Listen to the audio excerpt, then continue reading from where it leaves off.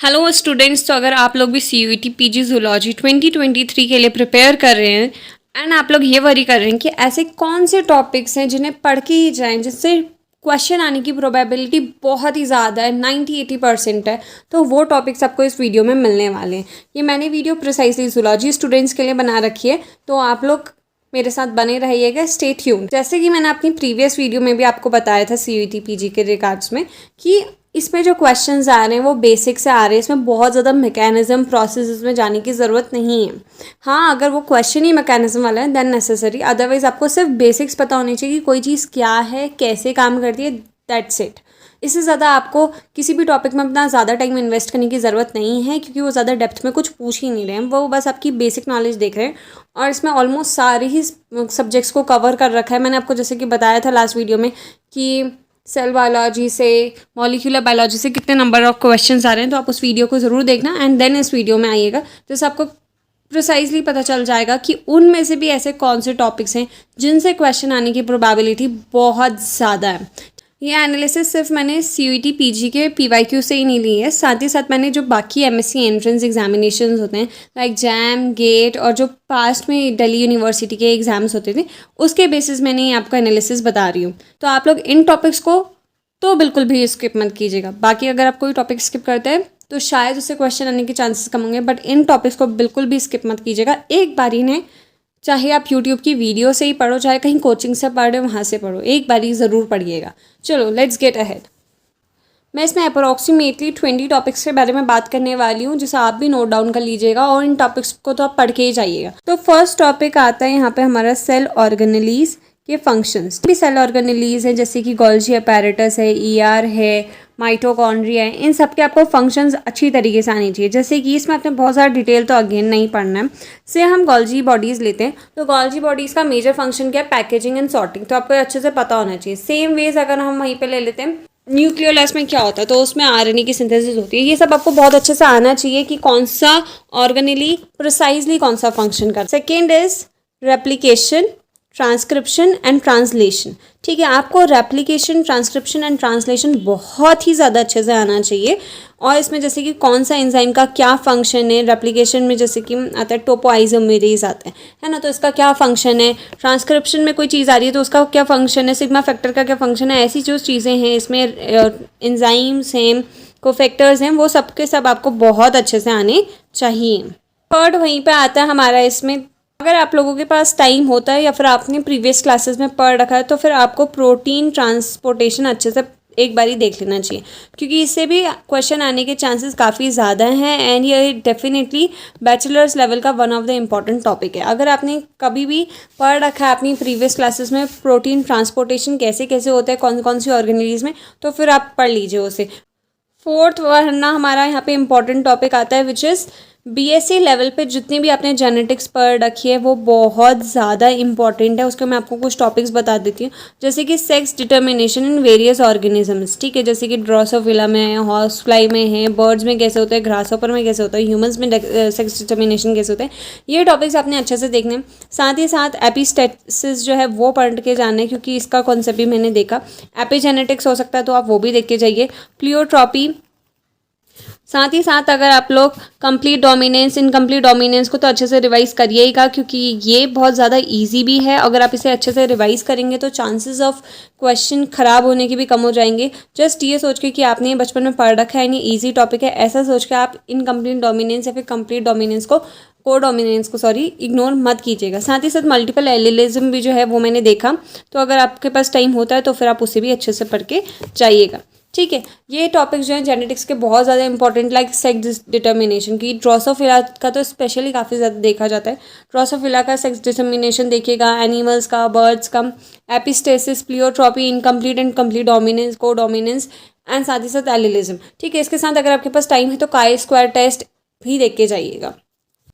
Next आता है organism organism interaction, कि ऑर्गेनिज्म आपस में या फिर अपनी सराउंडिंग में या फिर दूसरे ऑर्गेनिज्म से किस तरीके से इंटरेक्ट करता है, जिसमें म्यूचुअलिज्म और कोऑपरेटिव इंटरेक्शन, प्रोटोकॉर्पोरेशन, कॉमन्सलिज्म, इस टाइप के आपको टॉपिक्स देखने को मिलेंगे। तो organism interaction is again a important topic. मेरी राइटिंग इतनी ज़्यादा अगेन मैं बता रही हूँ सुंदर नहीं है, तो अगर आपको इससे थोड़ी प्रॉब्लम हो रही है मैं बोल रही हूँ तो आप तभी अपने ये सारे टॉपिक्स लिख दीजिए, क्योंकि मेरी राइटिंग एक्चुअल में बाद में रीडेबल नहीं रह जाती है। If you want me to make video on any of these topics then please comment down. Next आता है रामाचंद्रन प्लॉट, जो कि आपकी प्रोटीन फोल्डिंग के बारे में बताते हैं कि प्रोटीन किस तरीके से फोल्ड कर रहा है और कौन सा प्रोटीन किस तरीके से फोल्ड करता है। ठीक है, तो ये भी काफ़ी ज़्यादा इंपॉर्टेंट टॉपिक है। Not for now, even in your future it will help you. Then आता है cleavage and gastrulation. Cleavage and gastrulation की वीडियोस आपको मेरे चैनल में भी देखने को मिल जाएंगी, अगर आप उतना भी पढ़ के जाते हैं, क्योंकि वो बैचलर्स लेवल के हिसाब से बनाई गई हैं। तो अगर आप उतना भी जो मेरी वीडियोज़ हैं उतना भी पढ़ के जाएंगे क्लीवेज एंड ग्रेस्टुलेशन में, तो अगर इससे कोई टॉपिक आता है वो तो आप हिट कर ही लोगे। इनफैक्ट आप लोग अगर PYQ भी एक बार ट्राई करोगे ना मेरी वीडियो पढ़ने के बाद, तो आपको पता चल जाएगा कि हाँ ये एक्चुअल में वर्थ है। ठीक है, नेक्स्ट आता है टेक्निक्स जो है वो काफ़ी ज़्यादा इंपॉर्टेंट है, जैसे कि मैंने प्रीवियस वीडियो में भी बोला था, जिसमें से बहुत ज़्यादा कॉमन आती है जेल इलेक्ट्रोफोरेसिस, जिसको आपको ज़्यादा I think as such detail में पढ़ने की ज़रूरत नहीं है, क्योंकि वो आपने बचपन से ही पढ़ रखी होगी, आपको ये पता होना चाहिए बेसिकली यूज़ किसके लिए करी जाती है। दैन आती है क्रोमेटोग्राफी, जिसे आप पढ़ सकते हैं थोड़ा सा। ठीक है, यूट्यूब में आपको इसकी बथेरी वीडियोज़ मिल जाएंगी, तो आप उसने देख लीजिए, वरना आप यहाँ पे भी कमेंट कर सकते हैं, मैं बना दूंगी। ठीक है, नेक्स्ट आता है ब्लॉटिंग। ब्लॉटिंग जो है वो 3-4 टाइप की होती है, वो सारी की सारी आप पढ़ लीजिएगा।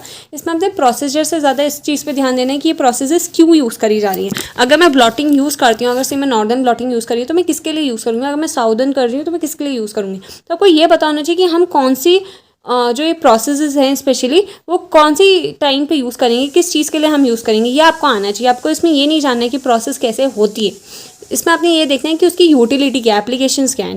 जेल इलेक्ट्रोफोरेसिस आप थोड़ा डिटेल में पढ़ लेंगे तो ऐसी कोई प्रॉब्लम नहीं है, बट ब्लॉटिंग, क्रोमेटोग्राफी, इन सब में आपने प्रिसाइजली इस चीज़ पे ध्यान देना है।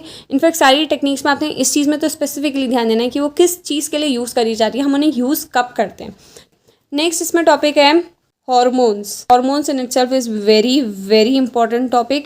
2-3 चीज़ें देखनी है हॉर्मोन्स में कि इसकी फंक्शनिंग क्या है, इसे रेगुलेट कौन करता है और ये कौन से ग्लैंड से सिक्रीट हो रही हैं। बहुत ज़्यादा डेप्थ में इसमें भी नहीं जाना है, but hormones is actually very very important topic.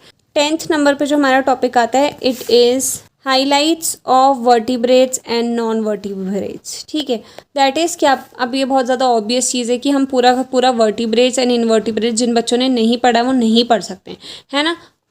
तो फिर अब आप लोग क्या करेंगे, आप लोग जो हैं जो आपके सिलेबस के स्पेशली ऑर्गेनिजम्स हैं, जैसे कि बेलेनोग्लॉसेस हो गया, स्कैरियस हो गया, तो आपने क्या करना है, इनके जो स्पेसिफिक प्रिसाइज हाइलाइटिंग टॉपिक्स हैं उन्हें देख लेना है। ठीक है, जैसे कि अगर हम वहीं पे देखें फ्लेम सेल्स कौन से फाइलम में होते हैं, तो वो प्लेटीहेल्मिन्थेस में होता है, तो आपको ऐसी चीज़ें पता होनी चाहिए। वाटर वेसिकुलर सिस्टम किस में होता है, तो आपने ये चीज़ों पे ध्यान देना है कि जो उनके स्पेसिफिक जो इन्हें अलग करते हैं बाकी ऑर्गेनिज्म से, फीचर्स जो है, जो उनके हाईलाइटिंग प्रिसाइज फीचर्स हैं, प्रोमिनेंट फीचर्स हैं, वो आपने अच्छे से पढ़ के रखना है। क्योंकि डेफिनेट बात है जिन बच्चों ने नहीं पढ़ रखा है वो आप लास्ट मोमेंट में तो पूरा वर्टिब्रेट एंड इनवर्टिब्रेट नहीं कर सकते। तो आपने यही चीज़ करके रखनी है कि आपने जो इनके की पॉइंट्स हैं, की मेजर्स हैं सारे ऑर्गेनिजम्स के जो आपके सिलेबस में है स्पेशली, और साथ ही साथ जो फाइलम्स हैं उनके की पॉइंट्स देख के रखना है कि कौन से फाइलम में क्या होता है। नेक्स्ट आता है वहीं पे जो एक्चुअल में काफ़ी ज़्यादा इंपॉर्टेंट है, लास्ट ईयर्स में काफ़ी क्वेश्चंस भी आए थे। So that is the working and functioning of lung, heart, kidney and alimentary canal.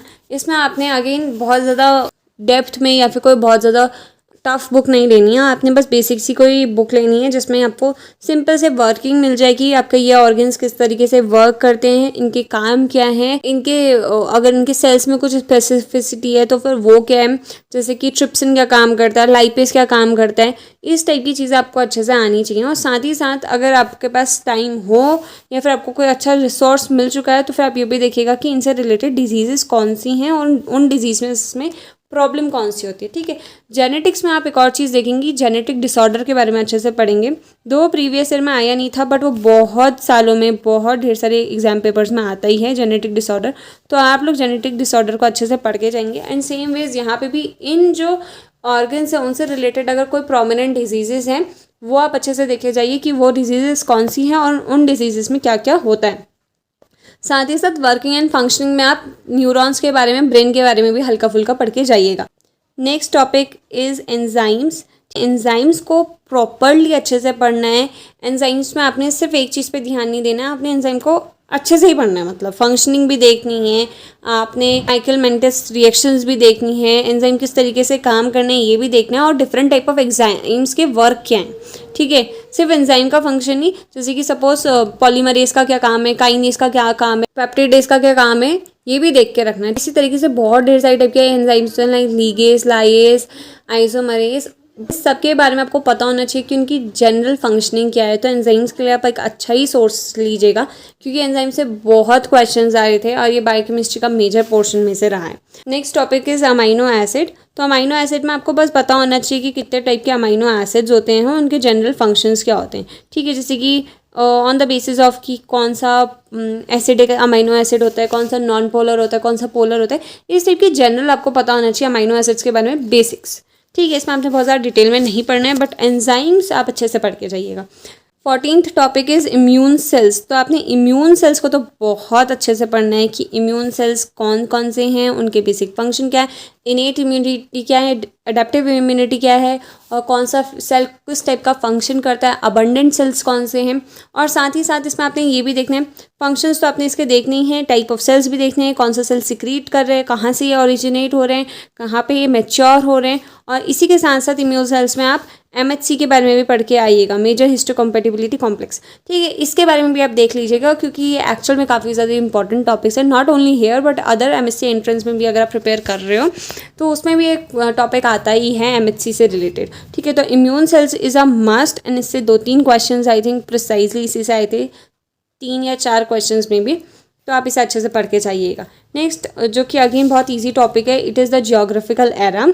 16th topic जो है वो है स्पेसिएशन, ठीक है। तो स्पेसिएशन तो आप अच्छे से पढ़ लीजिएगा।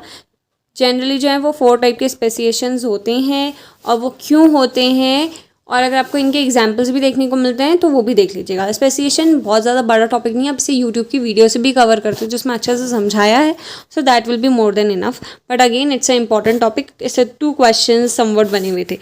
18th इंपॉर्टेंट टॉपिक है बायोम्स। तो आपने डिफरेंट टाइप के बायोम्स देखने हैं, इनमें से प्रोमिनेंट बायोम कौन सा है और किस बायोम की कौन सा करेक्टरिस्टिक फीचर है, आपको अच्छे से पता होना चाहिए। जैसे पर्माफ्रोस्ट क्या होती है, इस टाइप की चीज़ें। देन आता है लास्ट जो है, that is the myoglobin and haemoglobin से रिलेटेड क्वेश्चंस देखने को मिल रहे थे। तो generally it comes under the oxygen से रिलेटेड बातें भी, इससे रिलेटेड आपको नेक्स्ट टाइम न्यूमेरिकल्स भी देखने को मिल सकते हैं।